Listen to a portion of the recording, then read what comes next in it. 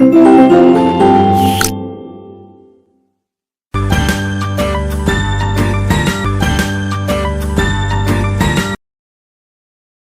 Good morning, सुप्रभात सभी प्यारे बच्चों। मैं विशाल शर्मा आप सभी का स्वागत करता हूं आपकी एसएसटी सोशल साइंस क्लास में।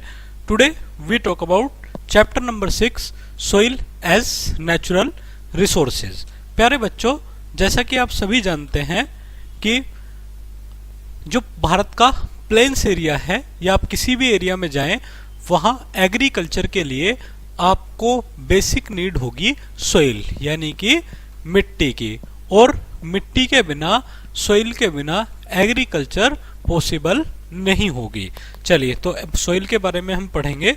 सबसे पहले अगर हम मिट्टी से जुड़े हुए व्यक्ति हैं तो हम जरूर किसान होंगे या और भी कोई व्यक्ति हो सकते हैं। Imagine you are a farmer, आप एक किसान हैं। What steps would you take to protect the soil on your farm? Write down your thoughts in the space provided below. अगर आप एक किसान हैं, इमेजिन मैं करता हूं कि मैं एक किसान हूं, तो मुझे अपने खेत को, अपनी फसल को बेहतर बनाने के लिए क्या स्टेप उठाने होंगे, उसका हम डिस्कशन यहाँ पर करेंगे। चलिए, if I am a farmer, अगर मैं एक फार्मर हूं तो मैं क्या स्टेप उठाऊंगा? फर्स्ट, प्यारे बच्चों, मिट्टी की गुणवत्ता को, क्वालिटी को बढ़ाने के लिए हम सभी फर्टिलाइजर्स का यूज करते हैं, और उन फर्टिलाइजर में हम दो टाइप के फर्टिलाइजर देखते हैं। एक तो हम ऑर्गेनिक और एक अनऑर्गेनिक फर्टिलाइजर का यूज करते हैं। तो अगर हम ऑर्गेनिक फर्टिलाइजर का यूज करेंगे, जो स्पेशली जो हमारे कैटल्स होते हैं, तो इनके गोबर इत्यादि से ये मिलकर के बनता है, तो अगर हम इनका बेहतर यूज करेंगे तो हमारी मिट्टी बेहतर होगी। If I am a farmer, I used organic fertilizer in my farm। अपने फॉर्म में, अपने खेत में मैं एक ऑर्गेनिक फर्टिलाइजर का यूज करूंगा। दूसरा, आई क्रॉप्स मैनी ट्रीज, मैं अपने आसपास के एरिया में काफी पेड़ बोऊंगा ताकि उससे मिट्टी के कटने की जो समस्या है, मिट्टी का जो कटान हो जाता है बच्चों, वो दूर किया जा सके। I follow a special crops cycle and I crops pulses in my farm. अगर मुझे अपने खेत की मिट्टी की गुणवत्ता, क्वालिटी बढ़ानी है बच्चों, तो मुझे दलहनी फसलों को बोना चाहिए। चलिए, ये 3 पॉइंट हमने समझ लिए हैं। आप इनके अलावा अपने भी कुछ सजेशन लिख सकते हैं। अब हम चैप्टर को शुरू करते हैं। Soil is one of the most important natural resources on earth. सबसे महत्वपूर्ण रिसोर्सेज है। It is the uppermost layer of the earth surface where plants grow. जब भी प्लांट्स ग्रो होते हैं तो ये एक अच्छा प्लांट्स अर्थ सरफेस होता है। सोइल प्रोवाइड्स न्यूट्रिशंस, ये सोइल न्यूट्रिशंस, वाटर और support plant roots, making it essential for agriculture and production of food. खाना उत्पादन करने के लिए हमें बच्चों प्लांट रूट्स को फूड देने के लिए और एग्रीकल्चर के लिए मिट्टी बेहद जरूरी होती है। इसके अलावा let's about different types of soil. हम डिफरेंट टाइप यहाँ पर पढ़ेंगे मिट्टी के। Soil erosion, soil conservation, agriculture India and green revolution यहाँ पर हम पढ़ेंगे। चलिए, सबसे पहले शुरू करते हैं टाइप ऑफ सोइल। सबसे पहले हम पढ़ेंगे बच्चों एलुवियल सोइल। एलुवियल सोइल यहाँ आप देख रहे हैं, alluvial soil with crops. Alluvial soil type of soil found along river valleys and plants, यानी कि जो आपका जलोढ़ मिट्टी जिसे हिंदी में कहा जाता है, जो नदियों के बहाव के साथ लाई जाती है। यहाँ वीट, राइस और शुगर केन प्रोडक्शन आसानी से कर सकते हैं। दूसरा, डेजर्ट सोइल और सैंडी सोइल, ये रेतीली भूमि है जो आपका स्पेशली राजस्थान में मिलेगी। इसमें लो मॉइस्चर होगा, फर्टिलिटी भी कम होगी और making it difficult for plant to grow, और यहाँ पर हम आसानी से प्लांट का प्रोडक्शन नहीं कर पाएंगे। चलिए, रेड सोइल, लाल मिट्टी जिसको कहा जाता है, यहाँ आप देख रहे हैं red soil in a field, एक खेत में लाल मिट्टी डली हुई है। This soil is founded in areas of heavy rainfall such as the eastern and southwest part of the India, यानी कि भारत के ईस्टर्न और साउथर्न पार्ट में आपका रेड मिट्टी देखने के लिए मिलती है। इसका कलर रेडिश कलर होता है। चलिए नेक्स्ट, लेटेराइट मिट्टी। लेटेराइट मिट्टी, this soil is formed by the leaching of silica and accumulation of iron and aluminium. यहाँ आपको आयरन और एल्युमिनियम ज्यादा दिखाई देगा। It is found in areas with high temperature and heavy rainfall such as the western Ghat, और western घाट की तरह यहाँ पर आपको क्या दिखाई देगा, इस टाइप की मिट्टी देखने के लिए मिलेगी। चलिए उसके बाद माउंटेन सोइल, पर्वतीय मिट्टी जिसको कहा जाता है। दिस सोइल इज फाउंड इन हिली, पर्वतीय क्षेत्रों में मिलती है, माउंटेन्स रीजन में मिलती है। It is thin and not very fertile due to soil erosion, यहाँ सोइल इरोजन होता है, भारी बारिश होती है, इसलिए बच्चों हम यहाँ पर क्या नहीं कर सकते, बहुत अच्छे से एग्रीकल्चर नहीं कर सकते। चलिए नेक्स्ट हम पढ़ते हैं ब्लैक सोइल, काली मिट्टी।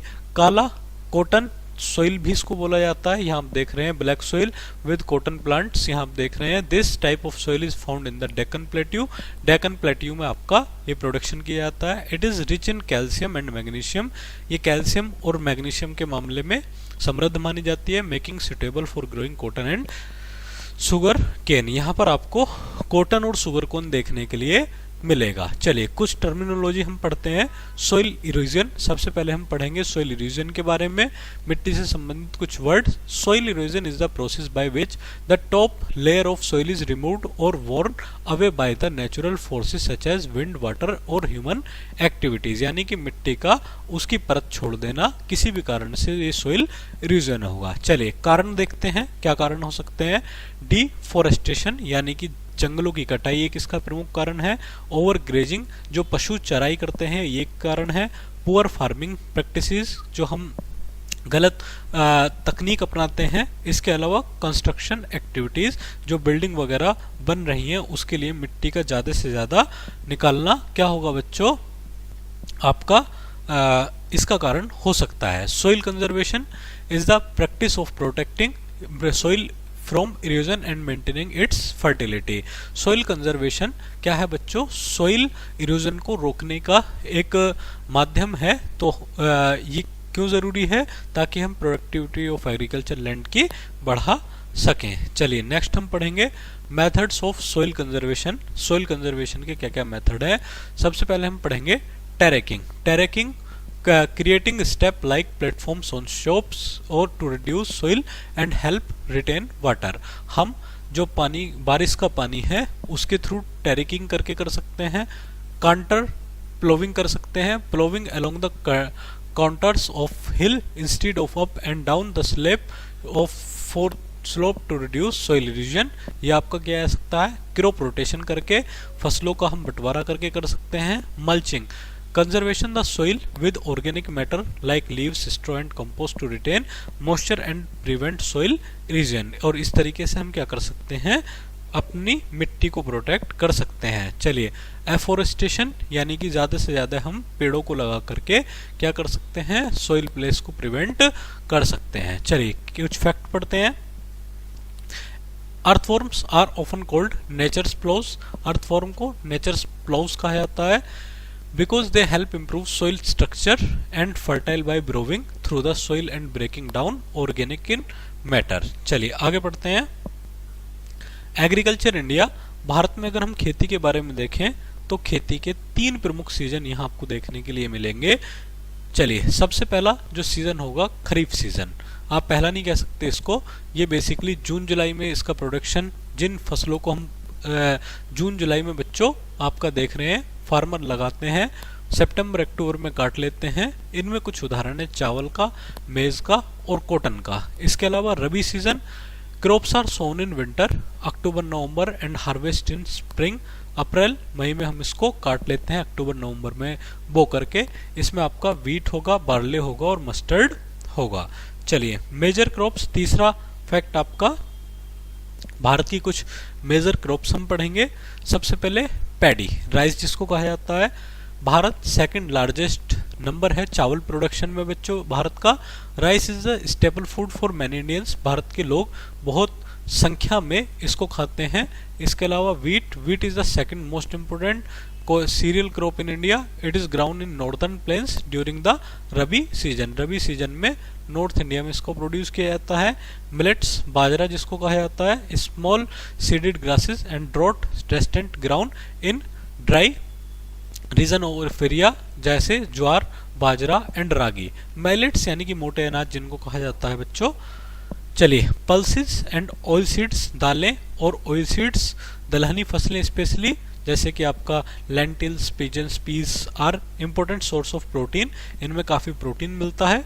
इसके अलावा oil seed like groundnut, mustard and soybean, ये आपका प्रोड्यूस कुकिंग ऑयल, ये तेल इनसे निकाला जा सकता है। चलिए, शुगर केन, आप सभी ने गन्ना कभी ना कभी खाया होगा।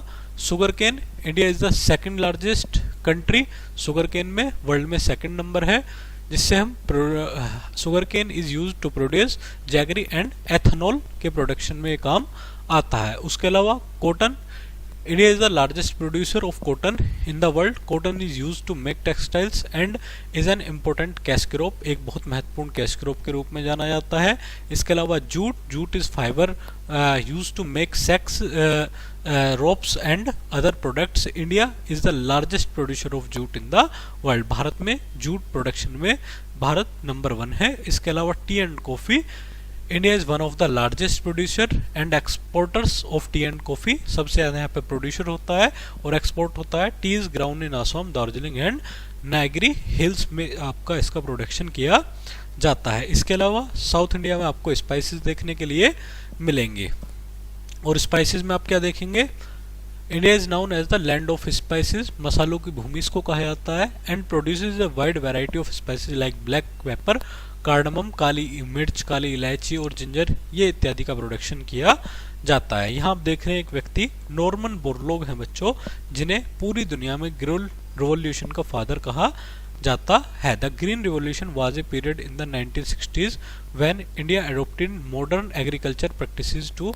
इंक्रीज फूड प्रोडक्शन, यानी कि पूरी दुनिया में भारत में 1960 में यहाँ पर ग्रीन रिवॉल्यूशन हुआ और तभी हमने भारत में ज़्यादा से ज़्यादा व्हीट प्रोडक्शन और चावल प्रोडक्शन पर बल दिया। This include the use of high yielding varieties of seeds, इसमें बहुत अच्छी गुणवत्ता युक्त बच्चों सीड्स देखे गए, chemical fertilisers, pesticides and irrigation facilities, यानी कि सिंचाई के नए नए तरीके इसमें खोजे गए।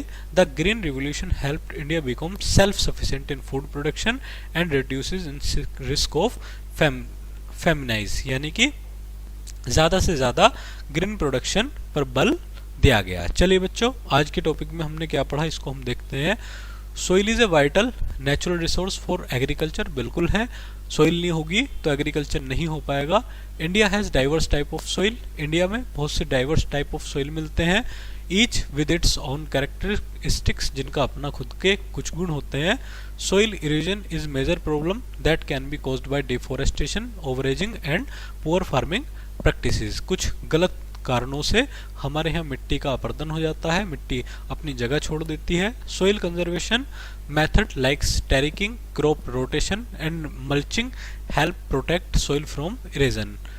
India is a major producer of various crops including rice, wheat, sugarcane and cotton का भारत प्रमुख प्रोडक्शन कंट्री है। चलिए बच्चों, आज की क्लास हम यहीं खत्म करते हैं, मिलते हैं जल्दी एक नई क्लास में, तब तक के लिए थैंक यू वेरी मच।